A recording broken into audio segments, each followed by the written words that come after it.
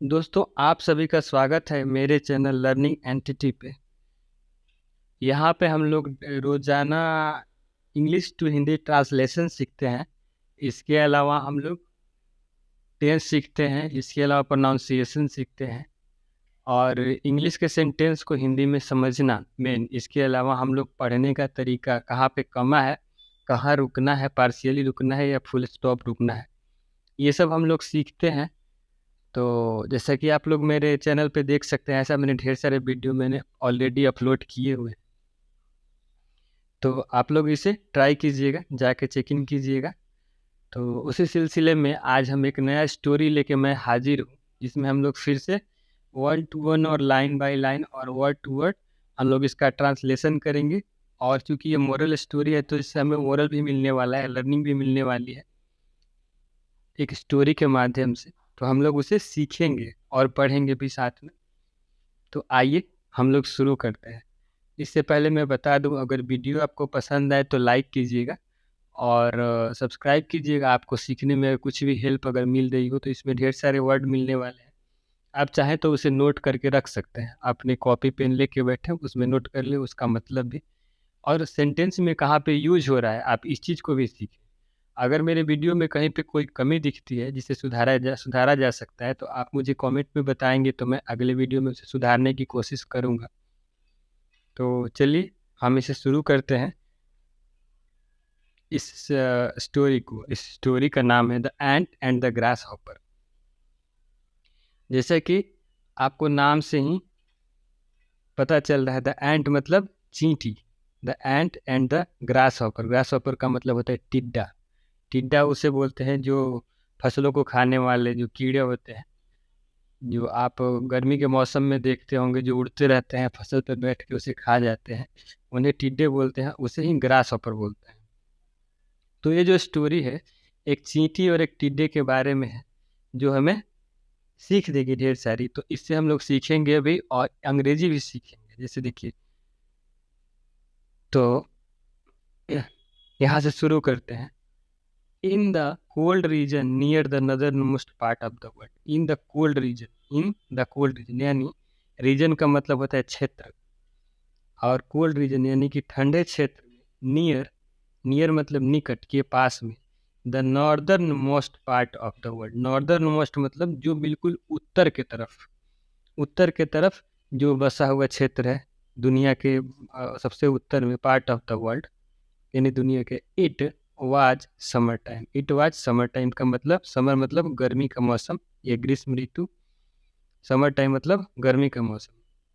तो यही बता रहा है कि ये उस क्षेत्र के बारे में बात कर रहा है जो दुनिया के सबसे उत्तर में स्थित है, और वहाँ पे गर्मी का दिन था। यहाँ पे बताया गया है एवरीवन यानी प्रत्येक व्यक्ति, there looked forward to summer. There मतलब वहाँ, लुक्ड मतलब लुक्ड फॉरवर्ड जो कि हमेशा राह ताकते रहते थे, टू समर यानी गर्मी के लिए अपनी राह ताकते रहते थे लोग। After the horribly cold winter, जब ठंडे के दिन में वहाँ पे -60 और -65 डिग्री सी टेम्परेचर हो जाता है, तो वहाँ सांस लेना भी मुश्किल हो जाता है। ऐसी स्थितियों में रहने वाले लोग क्या करते हैं कि वो लोग फिर गर्मी का मतलब पल के बिछा के इंतजार करने लगते हैं। तो वही लिखा हुआ है, everyone there looked forward यानी हर इंसान इस गर्मी के लिए सोचता रहता है, उस गर्मी का इंतजार करता रहता है एक तरीके से। तो horribly cold, after the horribly cold यानी बहुत ही भयानक जो कड़कती ठंड पड़ती है, जहाँ सांस भी लेना बहुत ही मुश्किल हो जाता है, वहाँ गर्मी के लिए लोग इंतजार कर रहे हैं लोग। द सन सोन ब्राइटली यानी सूर्य जो है बहुत चमकते हैं तेज, यानी चमक के साथ, यानी गर्मी के मौसम में जैसे तेज धूप होती है तो उसे सन सोन ब्राइटली यानी बहुत तेज चमकते हैं। And all the creatures, and all the creatures, all the मतलब सभी, ऑल मतलब सब, ऑल द मतलब सभी, क्रीचर्स मतलब जीव, जो भी जीव है जो जिंदा है, सांस ले सकते हैं, चल फिर सकते हैं, उन्हें क्रीचर बोलते हैं। वर हैप्पी मतलब खुश थे, खुश थे सारे। द ग्रास हॉपर वाज यानी द टिड्डा वॉज रिलैक्सिंग। वॉज रिलैक्सिंग का मतलब आराम कर रहा था। रिलैक्स मतलब आराम करना, सुकून में आराम करना। जैसे आप पढ़ के आने के बाद, स्कूल से आने के बाद जैसे आप रिलैक्स करते हैं, अपने बेड पे या अपने सोफे पे जाके लेट जाते हैं और वहाँ पे मोबाइल चलाते हैं, उसे रिलैक्सिंग बोलते हैं, यानी आराम करना। एंड प्लेइंग म्यूजिक हैप्पीली, और खुशीपूर्वक गाना सुन रहा था। He was content to play music, वह संतुष्ट था गाना सुन के। प्ले म्यूजिक मतलब गाना चलाना, और ही वॉज कंटेंट, कंटेंट का मतलब है संतुष्ट हो जाना किसी चीज़ से। जैसे आपको मान लीजिए मोबाइल खरीद के मिल गया और आप खुश हो जाते हैं, संतुष्ट हो जाते हैं, चलो अब मेरे पास एक मोबाइल है, मैं बहुत खुश हूँ। एंड सिट इन द सन, और गाना सुनते हुए वो सूर्य के सामने या धूप में लेटा हुआ था। जैसा कि आप देख सकते हैं यहाँ पे टिड्डा है, ये चींटी है, तो ये टिड्डा क्या कर रहा है, धूप में लेटा हुआ गाना सुन रहा था। आगे देखिए, the ant kept scurrying up and down, the ant kept scurrying. Ant मतलब चींटी, चींटी जो है कीप्ट स्करिंग, कीप का मतलब रखना, स्करिंग मतलब तेजी से छोटे कदमों से तेज चलना, उसे स्करिंग बोलते हैं। तो वो छोटे कदमों में तेज चलना जारी रखती है, अप एंड डाउन, आती और जाती रहती है। कैरिंग ग्रेन्स, यानी अन्न के दानों को लेके बहुत तेजी से छोटे कदमों से वो जाती और आती रहती है, वही बात बोल रहा है। She looked tired and hot, she looked tired, वो बहुत थकी हुई दिख रही। लुक मतलब दिखना, सी मतलब वो, टायर्ड मतलब थका हुआ या थकी हुई। टायर का मतलब थक जाना, और टायर्ड मतलब थका हुआ। एंड हॉट यानी बहुत पसीने से लथपथ, यानी गर्म दिख रही थी। She must have worked for a long time, उसे देख के ऐसा लग रहा था कि उसने बहुत लंबे समय से लगातार काम कर रही है। सी मस्ट हैव का यूज जहाँ पे अवश्य की बात होती है, वहाँ पे मस्ट हैव का यूज होता है।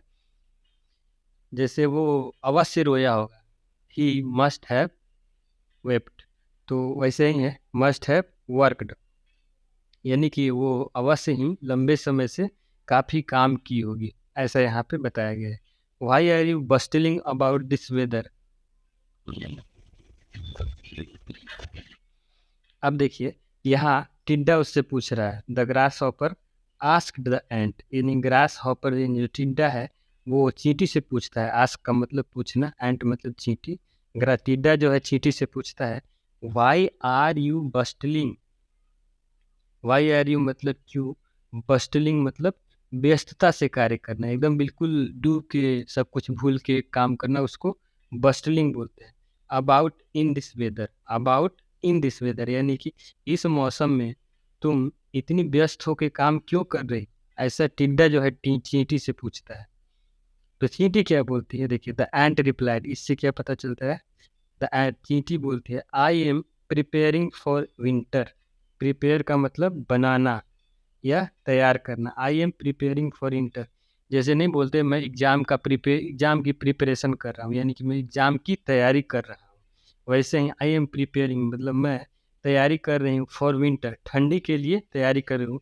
When there will be less food, जब there will be less food, हमारे पास खाने के लिए कम चीज़ें होंगी। And I think you should do so too, तो ये आई थिंक यानी और, मैं, आई थिंक मतलब मैं सोचती हूँ, यू शुड का यूज होता है जहाँ पे चाहिए या किसी को सलाह देनी होती है, वहाँ पे शुड का यूज होता है। जैसे यू शुड डू सो, यानी कि तुम्हें भी ऐसा करना चाहिए। शुड का यूज जहाँ चाहिए बोलना होता है वहाँ होता है। डू सो यानी कि ऐसा करना चाहिए। टू का यूज TOO, टू का यूज तहाँ पे होता है जहाँ पे भी का यूज कर रहा हो, तुम्हें भी ऐसा करना चाहिए, तो you should do so too. The ant replied, चींटी ने ऐसा बोला। आगे देखिए, the grasshopper ignored, grasshopper यानी ये टिड्डा है, इग्नोर्ड यानी नज़रअंदाज कर देता है the advice of the ant. Advice का मतलब सलाह, इग्नोर का मतलब नज़रअंदाज कर देना, यानी टिड्डे ने चींटी की सलाह को नज़रअंदाज कर दिया, ignore the advice of the ant. After the severe winter, यानी अत्यधिक ठंड, आफ्टर मतलब के बाद, द सीवियर विंटर यानी सीवियर मतलब बहुत ज़्यादा, जब कोई चीज़ पड़ता है, दर्द बहुत ज़्यादा होता है तो उसे सीवियर पेन बोलते हैं, वैसे ही सीवियर विंटर मतलब बहुत ज़्यादा ठंड के बाद, द सन वाज परफेक्ट, यानी सूरज जो है सूरज की रोशनी काफ़ी आ रही थी और लोग ठंडी से निजात पा रहे थे, ठंडी कम हो गई थी। द ग्रास हॉपर यानी टिड्डा वॉज एंजॉइंग द सनशाइन, यानी टिड्डा जो था वॉच मतलब था इंजॉइंग द सनशाइन, यानी सूरज की किरणों को, जो ठंड में जो सूरज की किरणें आती हैं बहुत अच्छी लगती हैं, तो यही टिड्डा जो है वो उस चीज़ को एंजॉय कर रहा था। फार टू मच, ये बहुत अच्छी तरीके से एंजॉय कर रहा था। To start collecting food for the winter, और ये इतना दूर था कि ये क्या बोलते हैं, ठंडी के लिए खाना जुटाने से वो इतना दूर था। क्यों? क्योंकि वो इंजॉय करने में बहुत व्यस्त था। सो he lay on the warm grass, so he ले मतलब वो सोता है, ले का मतलब लेट जाना है, सो जाना। ऑन द वार्म ग्रास, जब सूरज की किरणें पड़ती हैं ठंड के दिनों में घासों पे, तो घास थोड़ी थोड़ी गर्म हो जाती है, जिस पे लेटने में बहुत आनंद मिलता है। तो यही लिखा है, so he lay on the warm grass and begin to play music again. तो यहाँ पे लिख रहा है सो ही ले, यानी कि वो सो जाता है, ऑन द वार्म ग्रास यानी गरम गरम घासों पे, and began to play his music again, और उसके बाद फिर से वो गाना गाना शुरू कर देता है। बिगिन का मतलब शुरू कर देना, बिगिन मतलब शुरू करना, और बिगिन मतलब शुरू किया। To play his music again, फिर से दोबारा। सुन द विंटर केम, फिर जल्दी ही ठंडी आ जाती है। The grass was cold and Frosty, और जब ठंड आती है तो साथ में बर्फ भी जमता है। जिस घास पे गर्मी लगती थी, अब उस घास पे ओस की बूंदें बर्फ बन चुकी हैं। कोल्ड एंड फ्रॉस्टी मतलब बर्फीला हो जाना, बर्फ जम जाना।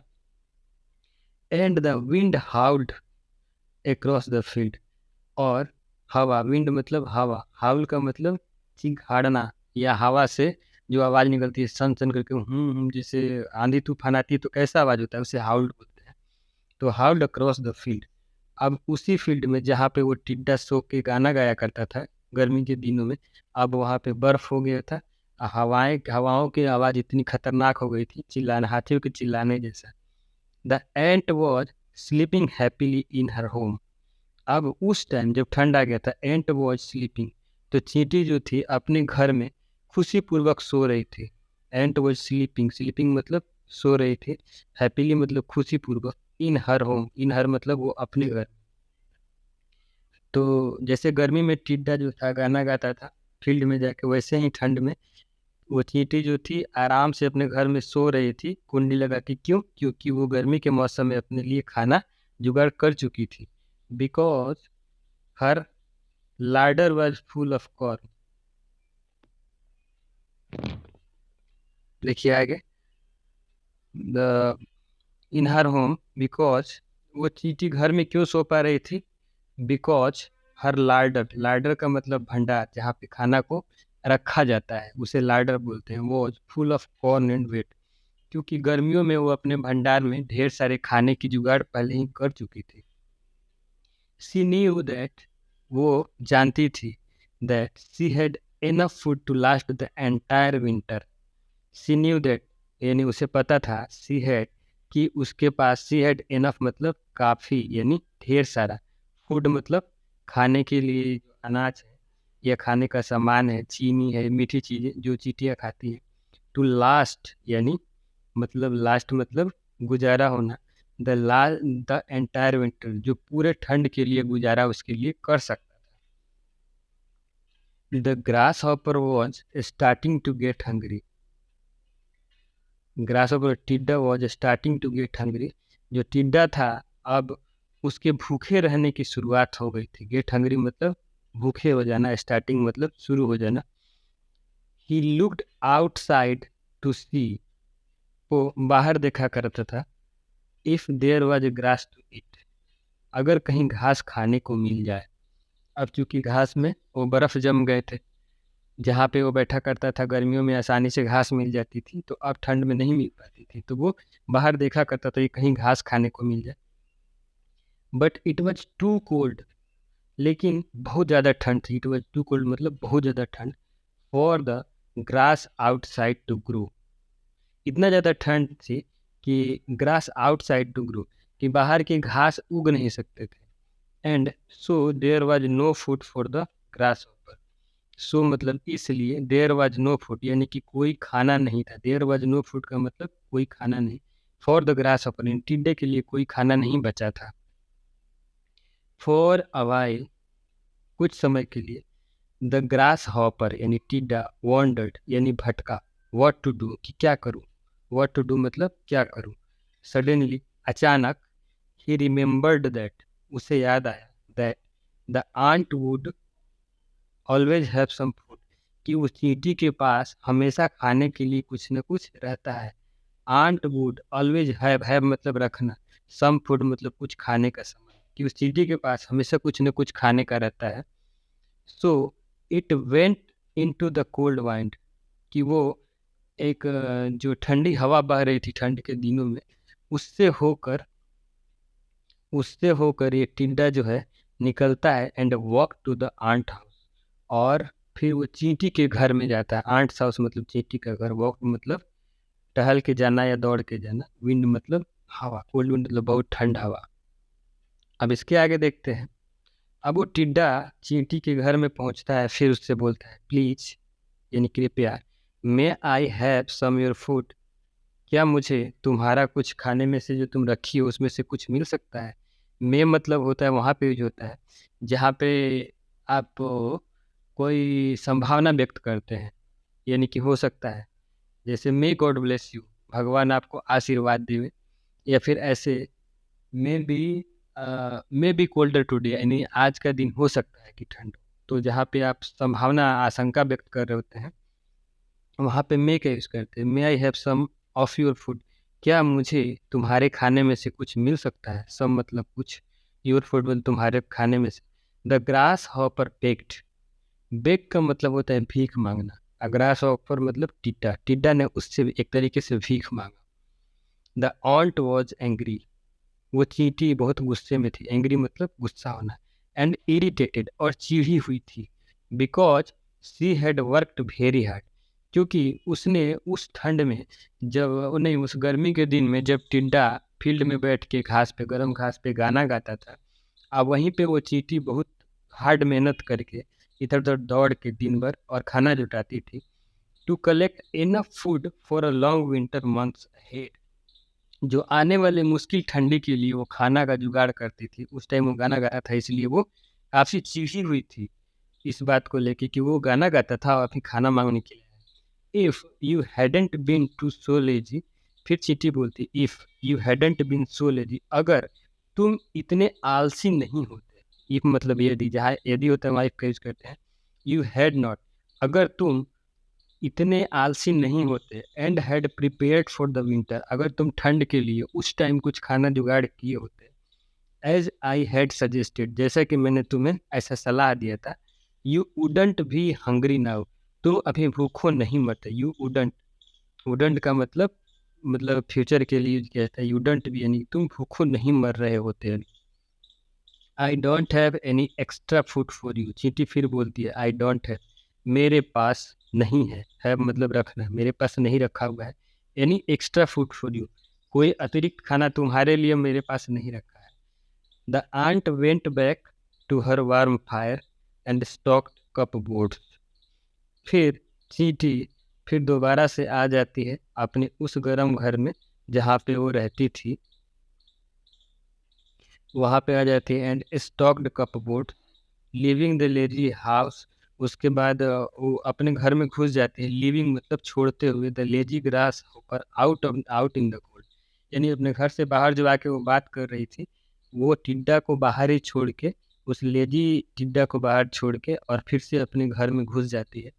The grasshopper stood there, grasshopper stand का मतलब खड़ा होना, स्टूड का मतलब खड़ा हुआ, there not knowing what to do, और वो छोड़ के उसे वहीं चली जाती है ठंड में, और वहीं वो दरवाजे के सामने खड़ा रहता है।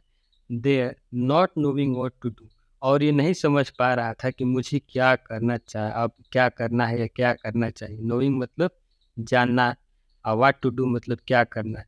ठीक है, तो ये कहानी था। तो कहानी में मोरल ये है कि जब जब आप किसी भी सही दिन में हैं, आप लीजर में, यानी कि आपके पास सारी चीज़ें हैं, सारी सहूलियतें हैं, तो आप अपनी कठिन दिनों के लिए तैयारी करके रखें। इस कहानी का यही मोरालिटी है। आप वो मुश्किल आने की प्रतीक्षा ना करें, क्योंकि मुश्किल आ जाने पे हम उस तरीके से काम नहीं कर पाते हैं, हमारी मुश्किलें और बढ़ जाती हैं, जिसमें हम फँस के रह जाते हैं, जैसे कि टिड्डा के साथ हुआ था। तो इस कहानी से मोरालिटी मिलती है। हमने ढेर सारे वर्ड सीखे, मुझे लगता है 100-50 से ही ज़्यादा वर्ड सीखे हैं। इसमें वोकैब्युलरी के साथ-साथ आपको ट्रांसलेशन भी सीख लेंगे। मतलब लंबे समय तक अगर आप इस चीज़ के लिए प्रयास करते हैं तो आप बने रहिए मेरे साथ। चैनल को सब्सक्राइब कर लीजिए ताकि मैं फिर से दूसरी अगर वीडियो डालूँ तो आपको उसका नोटिफिकेशन मिल जाए और आप भी मेरे साथ सीखें। कोई कमी हो तो आप कमेंट करके ज़रूर बताएं, मैं उसमें सुधार करने की पूरी कोशिश करूँगा। वीडियो देखने के लिए बहुत बहुत धन्यवाद। फिर मिलते हैं किसी अगली वीडियो में।